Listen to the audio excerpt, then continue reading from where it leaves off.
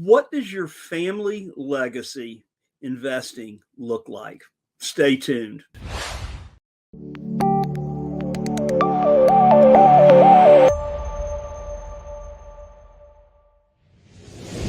Well, thank you for joining us this week on NoteSchool TV, where every week we bring you the most amazing guests. And yes, our guests today are all about legacy and are amazing. So we bring you the most amazing guests. We bring you the most up-to-date information on what's going on in the real estate, note, and housing world. And well, we just appreciate you being here. And we go live when? Every Wednesday at 11:05. Three things quickly that I'd love for you to do for me. Number one, make sure and like this week's edition of NoteSchool TV. Hit the like button. Number two, if you have not already subscribed to NoteSchool TV, make sure and do so. We have a lot of content there for you. And then number three, hit that bell notification so that you will know when we go live when? Every Wednesday at 11:05 Central Time. Also, please keep the comments coming. Guys, we really appreciate that. It really gives us an insight into what you guys are thinking, where your heads are, and we really appreciate that feedback. And any questions, make sure and hit us up with those as well. To learn more about what we do at NoteSchool and how to attend one of our master classes, hey guys, just go to noteschool.com/TV. Again, noteschool.com/TV. And we would love to have a conversation with you about that, what that looks like. So with that, let's do what we do every week at this time, and let's go to the news.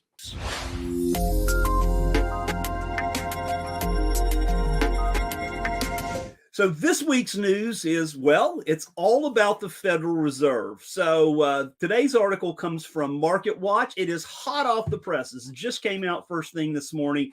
But this is 4 ways that Chairman Powell could tell the markets that the Fed just isn't ready to pivot yet, right? So I'm going to tease you a little bit. I'm going to give you 2 of the pieces this week and 2 of the pieces next week.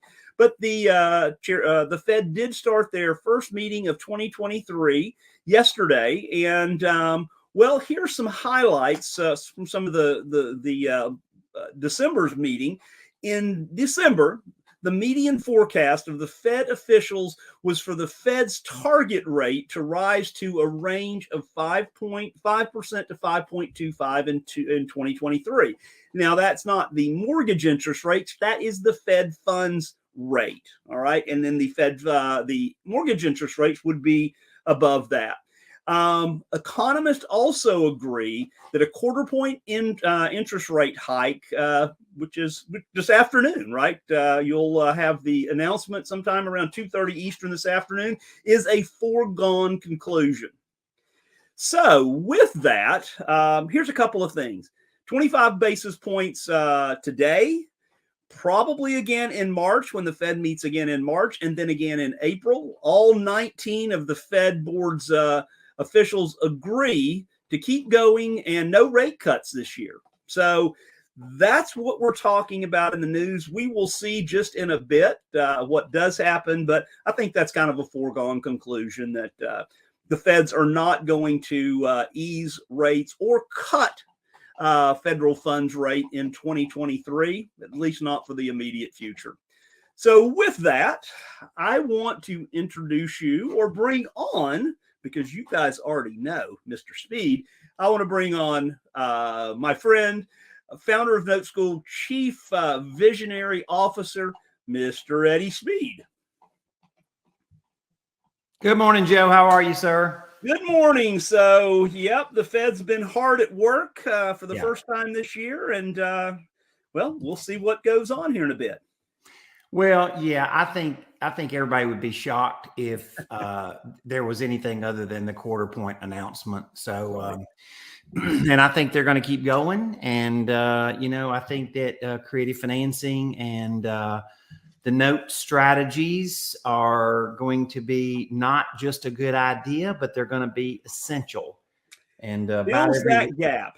Yeah, about every week I get to teach somewhere, somebody, something like that. This week I'm really excited. I get to go teach the highest net worth audience of Keller Williams real estate. And so I'm going to go do a gig down there in Austin, and looking forward to that. So it's always fun. I've had a lot of realtors that have been very successful with us. Yes. You wouldn't think so, because you'd think they would want to do property, but they really like notes, and it really suits them well. And so more to come on that. For sure. All right, Joe. Thank you, sir. I'm going to bring on our guest today, and we're going to have a really fun time, and we will let you come wrap us up on the backside of that. Sounds good. See you in a bit.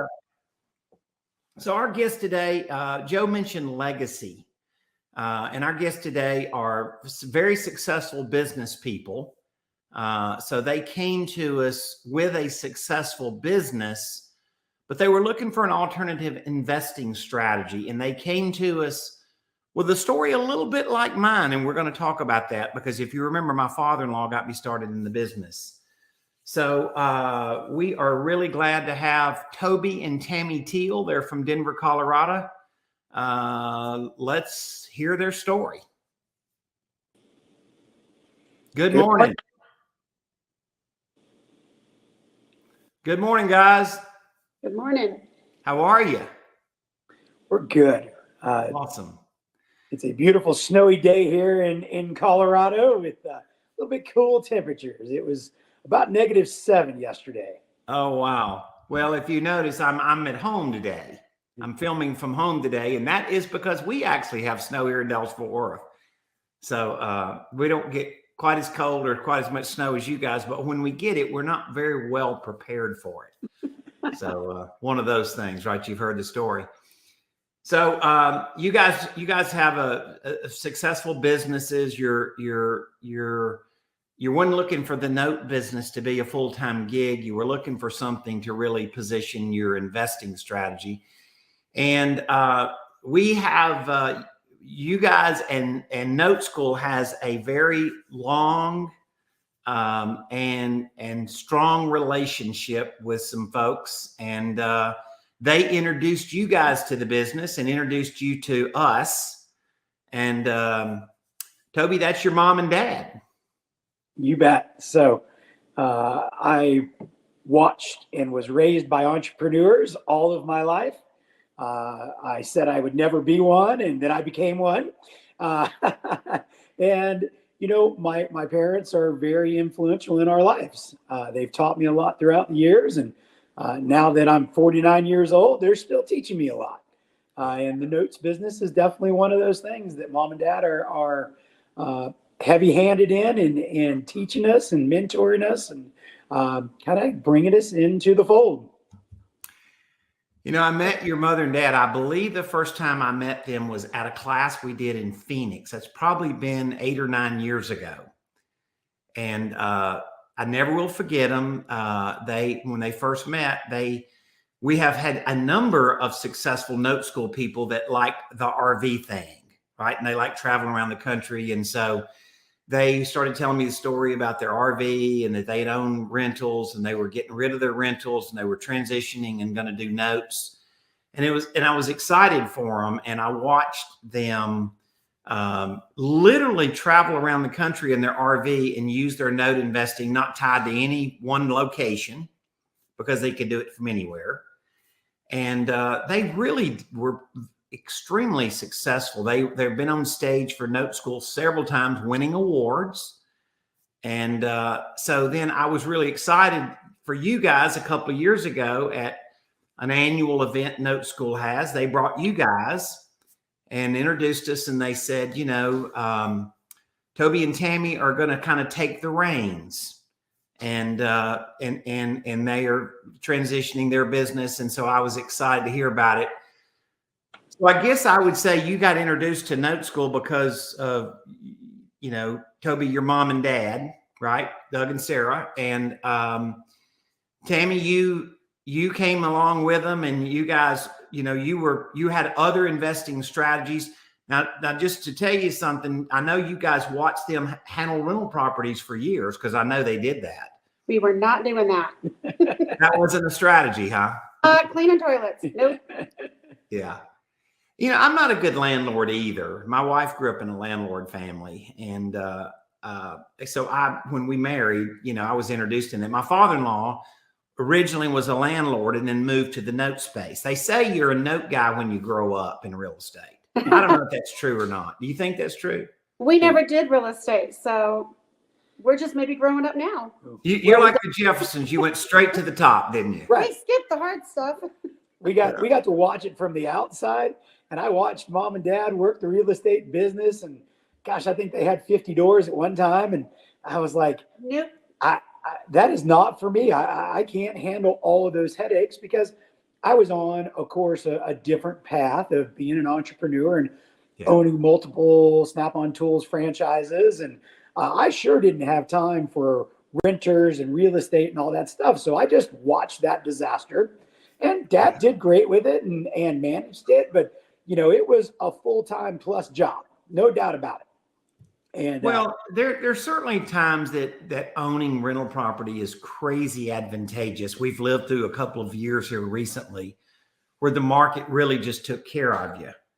And so I don't think it's the owning the property that's the problem. It's the managing the property and the tenant that really becomes the issue.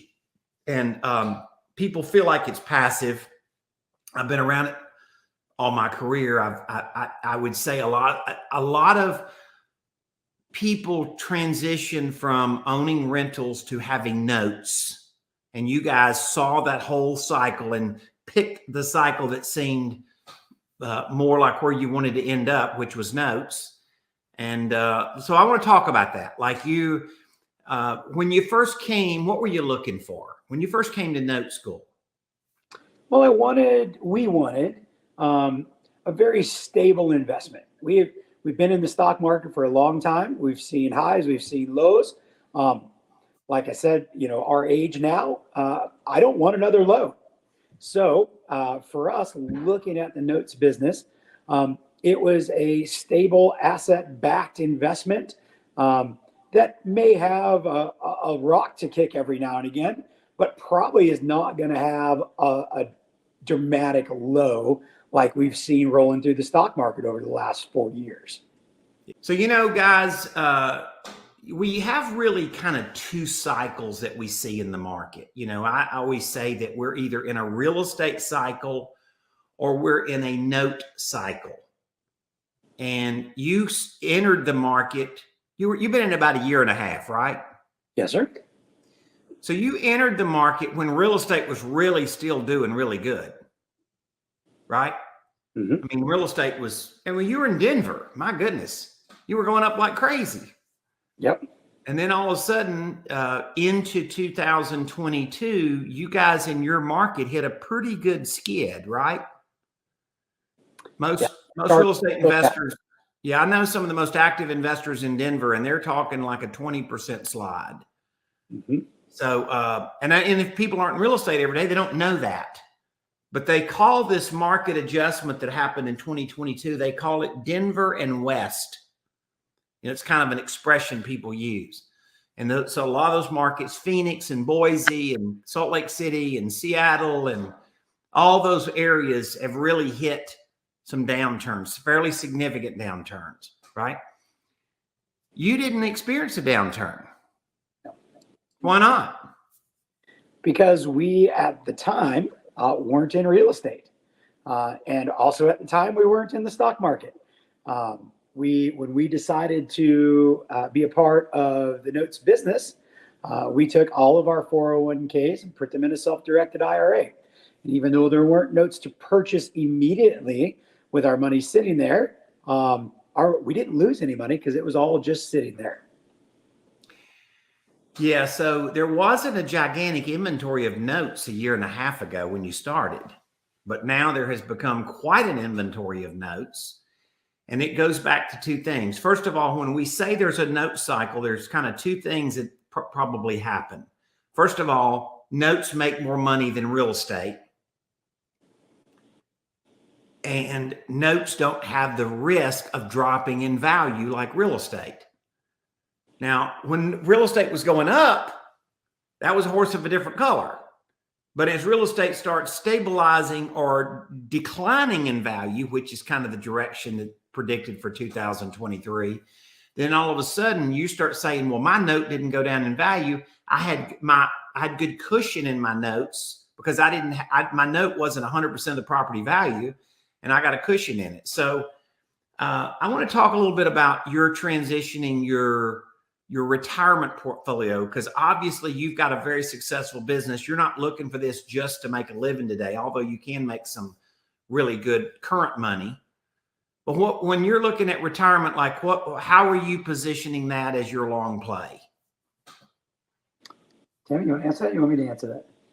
Well, the first thing we did was we, definitely took Toby's parents' advice, and we got all of our money transitioned into a checkbook LLC, which basically is just to self-direct all of our IRA money.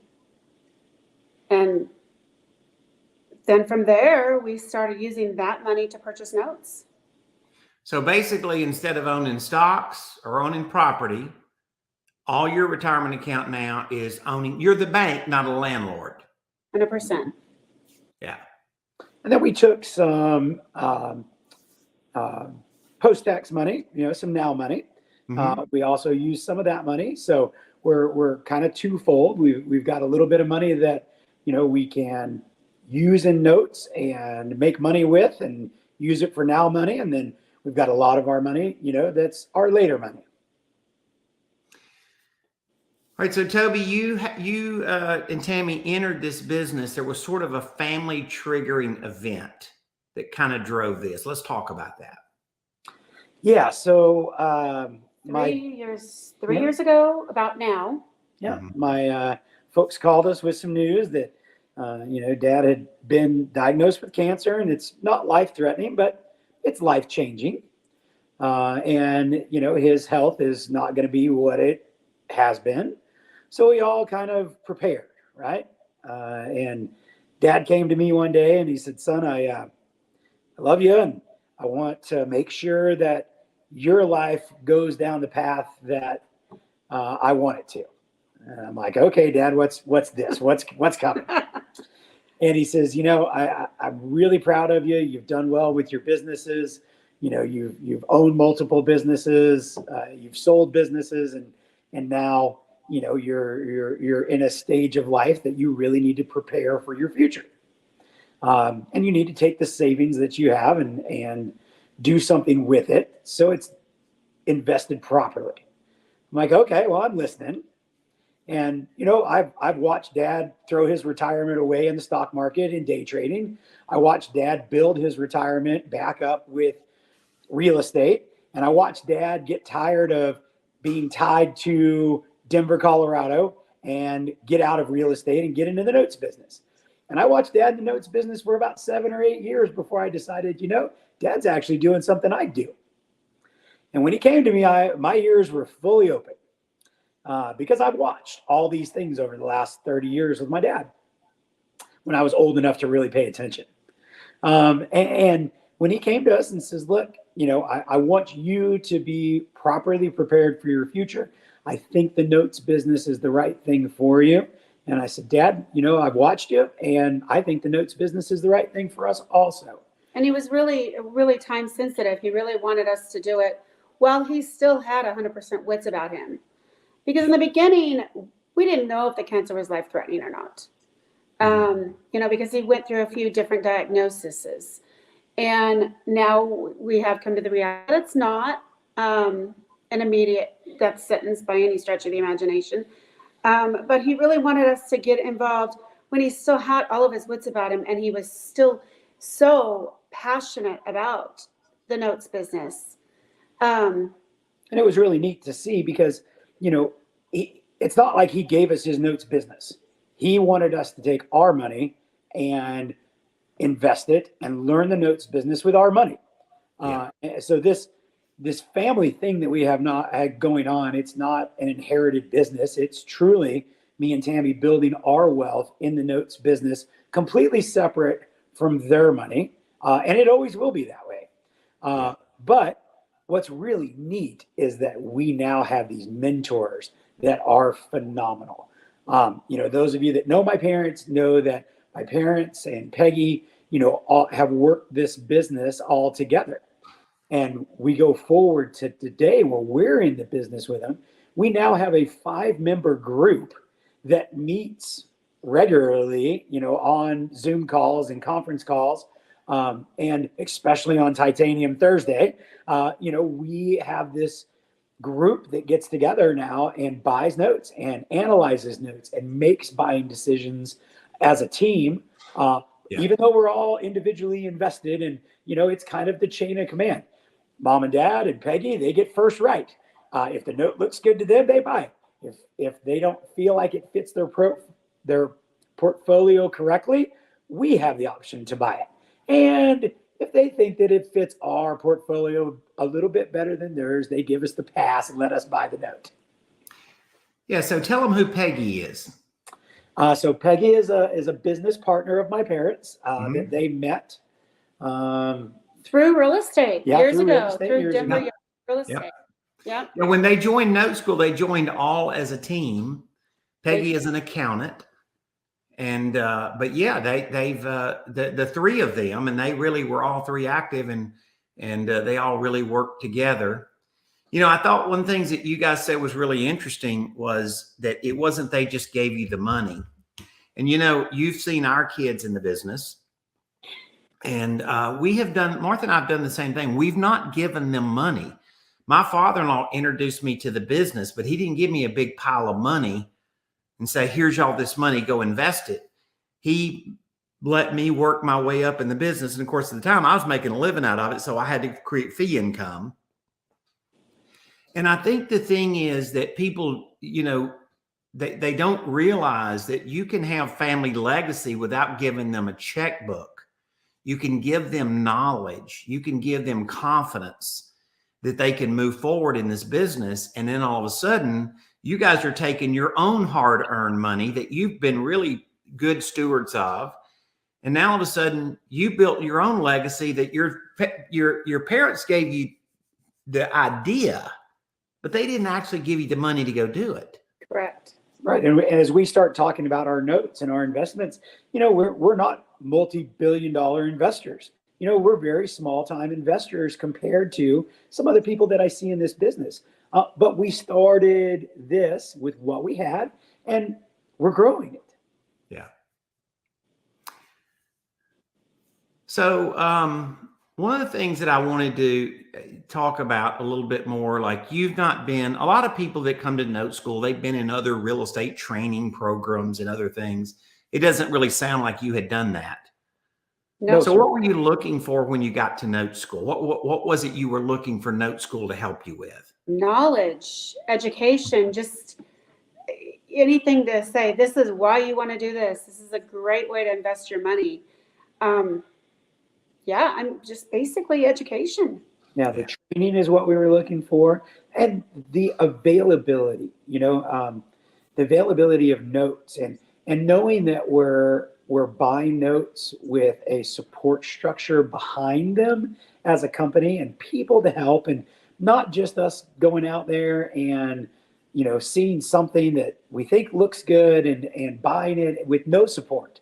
My biggest thing, and we've talked about it, after looking at the business, because we didn't know about any other notes buying business. We only knew about what Mom and Dad taught us and the NoteSchool and all that stuff. And now, once we're in the business, it's like, oh, there's someplace else to buy notes. There's this place to buy notes.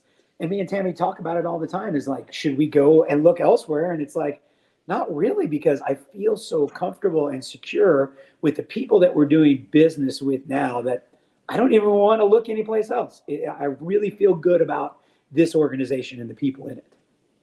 And the networking is huge too. Yeah, it is.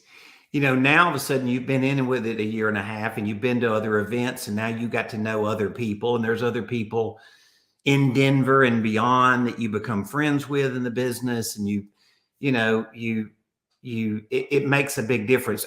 One of the things when I formed NoteSchool, I wanted NoteSchool to be that greenhouse effect, right? I wanted that ecosystem.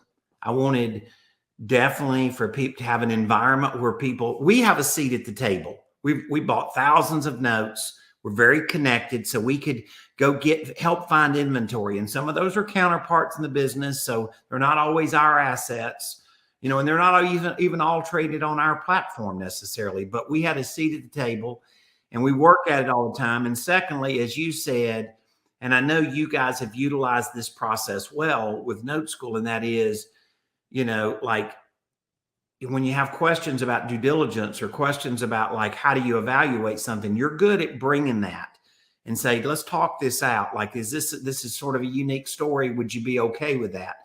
And that's, so you're just utilizing what I had the heart and wanted it to be, which is now you can build a family legacy because you can make smart decisions and you're not staying up at night worrying about junk you shouldn't have done.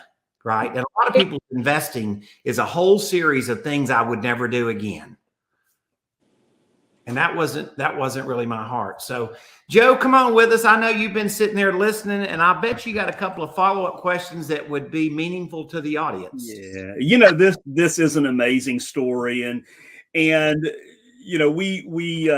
2 years, not this past November, but the November before last at Note Expo, you guys were there with your mom and dad, with Doug and Sarah, and we got to do a film of you guys with mom and dad, and with Peggy as well, Peggy Shoop, and it was really amazing. And I'm glad we captured that. And your dad was thrilled. I mean, he had the biggest smile on his face as he was getting you, because that was your first, kind of introduction into the NoteSchool ecosystem. So that was amazing. And we do have that. I'll have to get you guys a copy of that to get to mom and dad. And so you'll have it as well. But, it is all about, bringing it forward, moving it forward with legacy. And you don't really, Eddie, and, we've been talking about this for years. You don't really start thinking about legacy when you're really in your 30s or your 40s, and then you hit your 50s, and then you go, wow, and you want your family to have a different experience than you had, right? So, guys, we're thrilled to have you, and you exemplify, what a NoteSchool student is, and just fit right in with the ecosystem. And I'm glad you guys mentioned that, because I think it's amazing. Toby, Tammy, I mean, what about you guys? I have a 13-year-old.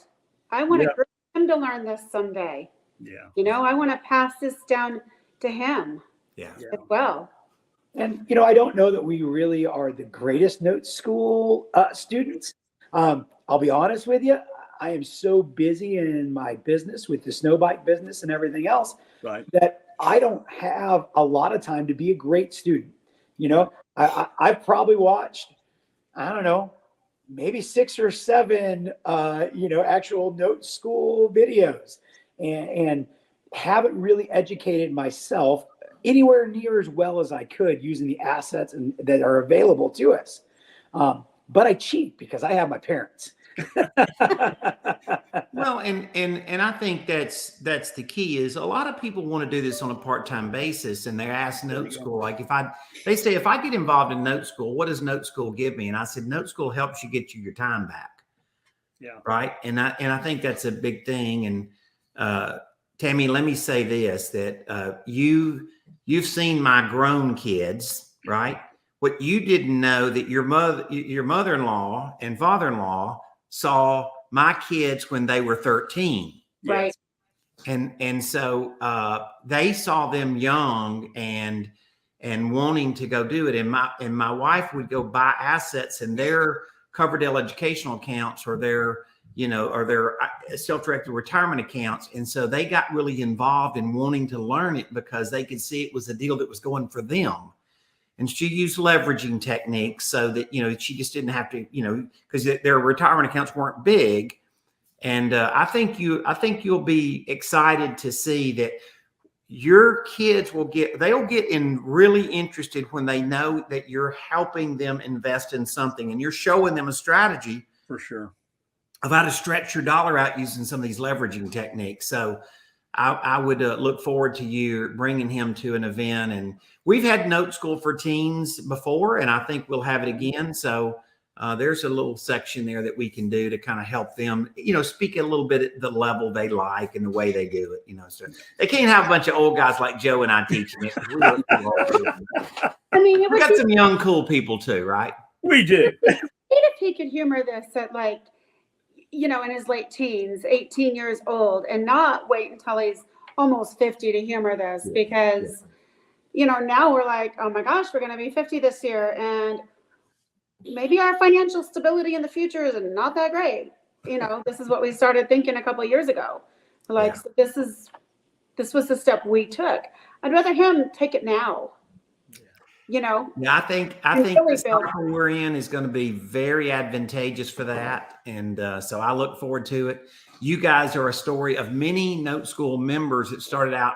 Now you're a second generation, and we're honored to have you guys. You're a great contributor. And so let me tell you this, Toby, you are a good NoteSchool student. You're doing Yes.